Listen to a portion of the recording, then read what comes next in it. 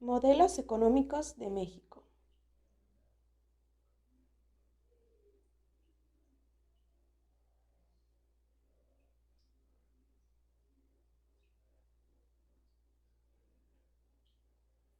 Presentado por Heidi Marisa Pech Valdés del sexto semestre, Grupo A. Modelos económicos en México 1970-1982. ¿Qué es un modelo económico? Conjunto de relaciones generalmente cuantificables entre varias variables que se utiliza para representación de una realidad más compleja.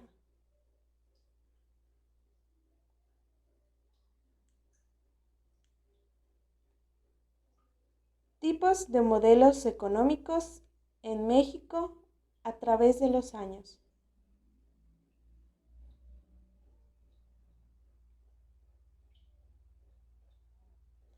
Modelos de desarrollo compartidos y de desarrollo acelerado. En 1970, en contexto de inestabilidad económica, Luis Echeverría llegó a la presidencia e inició un periodo de cambios conocido como modelos de desarrollo. Medidas económicas. Esto se realizó fortaleciendo las empresas que el presidente de la actualidad ya tenía creado, creciendo gastos del público, igual la recaudación de impuestos y los ingresos provenientes del petróleo.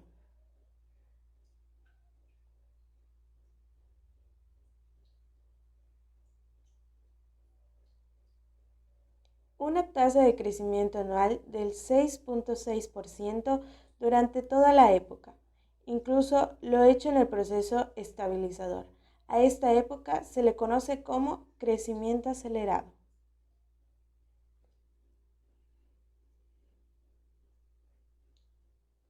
Sustitución de importaciones. En la primera mitad del siglo pasado, los acuerdos comerciales no eran una comodidad. Comercio internacional se reglaba de manera distinta. La comunicación entre países era compleja, los costos de transporte eran mucho mayores a los de hoy.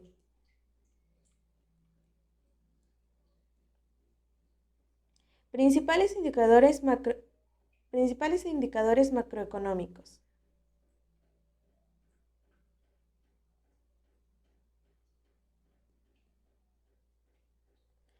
El área microeconómica, los principales indicadores de México son base monetaria, oferta monetaria, tasas de interés, precios, índice de precios al consumidor, índice de precios al producto, salario mínimo y tasa de desempleo.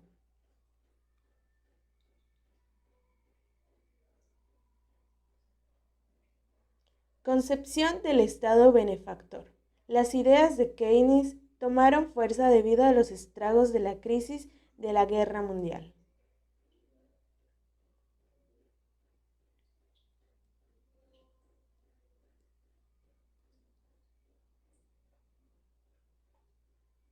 Modelo capitalista. ¿Qué es?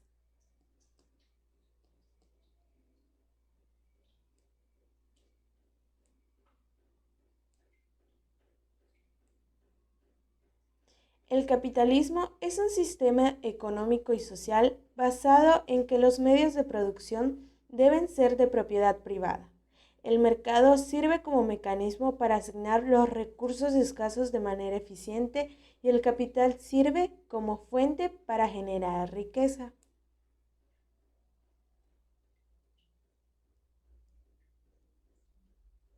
Modelo económico capitalista. Durante su gobierno se dio apoyo a la exportación, minería, del petróleo, agricultura de la exportación, el comercio, la banca y la industria. Concesiones a los ferrocarriles, el estadio de la Revolución Mexicana y las demandas quedaron de manifiesto en la Constitución de 1917. Modelo clásico. ¿Qué es?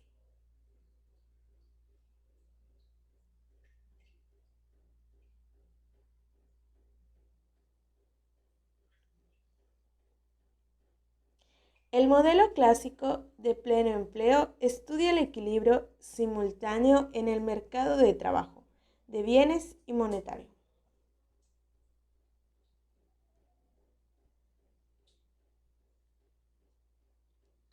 Modelo clásico. Adam Smith habló acerca del comercio internacional y de la división del trabajo, entendidos como los procesos por los cuales las actividades productivas pueden subdividirse en tareas cada vez más pequeñas para ser realizadas de manera más eficiente.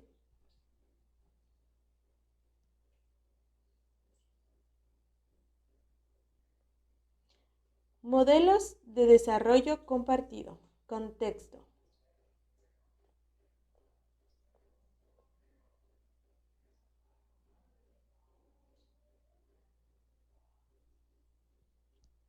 El modelo de desarrollo compartido, en este marco en donde la economía nacional empieza a mostrar signos de debilitamiento en sus tasas de crecimiento, 1968-1972. Es propuesto el modelo de desarrollo compartido que mantuvo sin modificaciones relevantes la política comercial, salarial, agropecuaria y de fomento a la inversión extranjera y transformó la economía mexicana. El gasto público fue el motor al crecimiento económico en dicho. No obstante, los mayores ingresos públicos provenientes del petróleo y de la recaudación generada por el crecimiento de la economía del país fueron insuficientes para financiar la expansión. En razón a ello, se expandió la economía. Impacto social.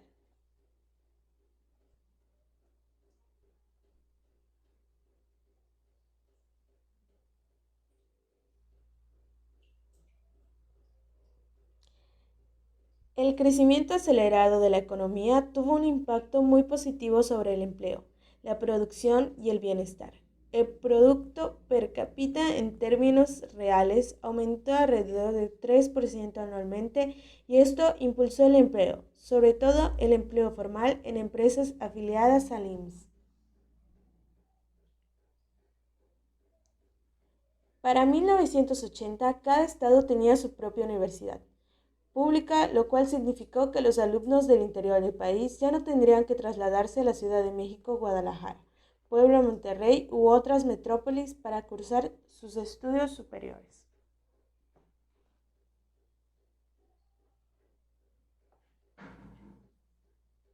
Con el aumento de la población y el énfasis en la industrialización, se desató un movimiento migratorio del campo a las ciudades, semejante a lo que ocurría en otros países de desarrollo.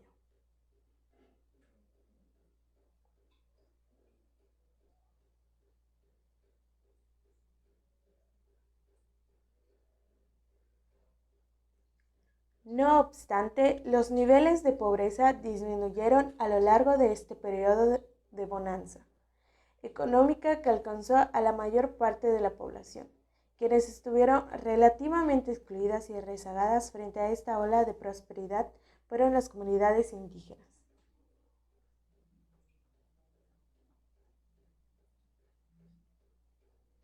El bienestar de la población indígena quedó estancado y empobrecido ante la falta de inversión en infraestructura económica y social en esas zonas.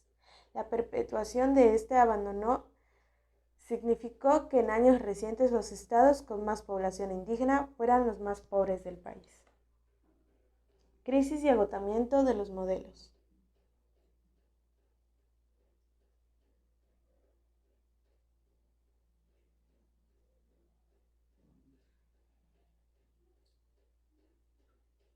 Si bien el inicio de la crisis del modelo de desarrollo acelerado es difícil de precisar, la mayoría de quienes han estudiado estos hechos coinciden en que todavía a fines de mayo de 1981 era posible evitarla.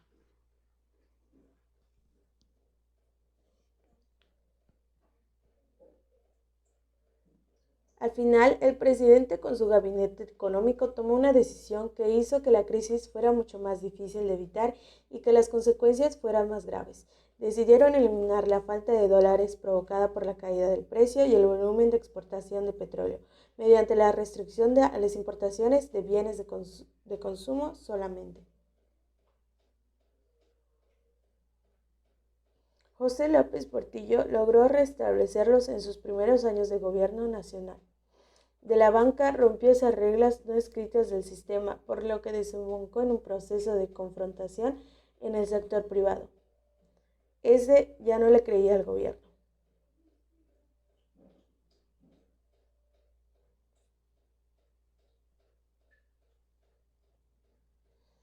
Menos de 20 años después, en aquel 1982, el régimen priista fue vencido. La alternancia en el poder tuvo su origen precisamente en aquel movimiento político.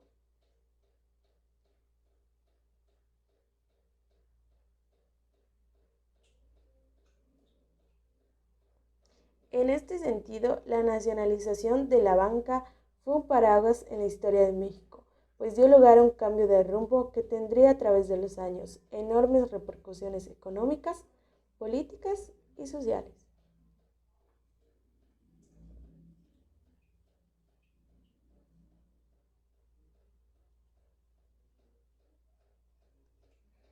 Y eso es todo. Gracias por ver.